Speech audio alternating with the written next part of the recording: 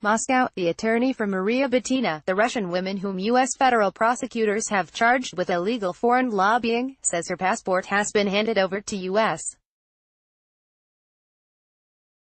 immigration officials to expedite her anticipated deportation to Russia. In an interview with Russia's state-run TASS news agency, defense attorney Robert Driscoll said he hopes the U.S. judge hearing Butina's case will announce a verdict and sentencing date within 2 to 6 weeks of her next hearing, which is scheduled for February 26. Our hope would be that she'll receive a sentence that will be equivalent to the time already served and that she will be released and deported soon after that, Driscoll is quoted as telling TASS reporters. File. Maria Butina appears in a police booking photograph released by the Alexandria Sheriff's Office in Alexandria, Virginia, August 18, 2018. Even if Butina receives a time-served sentence, which would trigger her immediate release, Driscoll said he would still need to negotiate with U.S. Immigration and Customs Enforcement (ICE) officials to arrange for the deportation of a convicted felon. According to Butina's plea bargain with prosecutors, U.S. officials have the right to keep her in custody until she's done cooperating. We think she is done with cooperation now, but we need to make sure the government agrees with that, said Driscoll.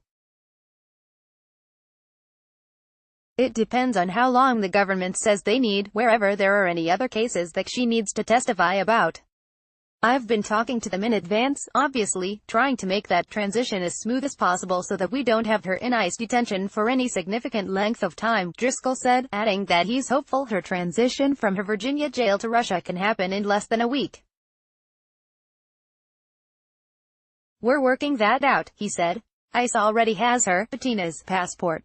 We're trying to make sure this happens as quickly as possible, he continued. Butina, who in December pleaded guilty to conspiring to act as an unregistered Russian agent, had been held in solitary confinement for months. Driscoll also told interviewers that, after her December plea, she was moved to a minimum security cell and has since had access to a gym, meals with other female inmates, a prison chapel, and gets to watch television shows once or twice a week. In January, Butina's family told VOA that they were eagerly awaiting her return to her hometown of Baranal, Siberia. Driscoll said he's not sure whether Butina would return to Russia via commercial or government flight. Pete Kobus is VOA's acting Moscow correspondent.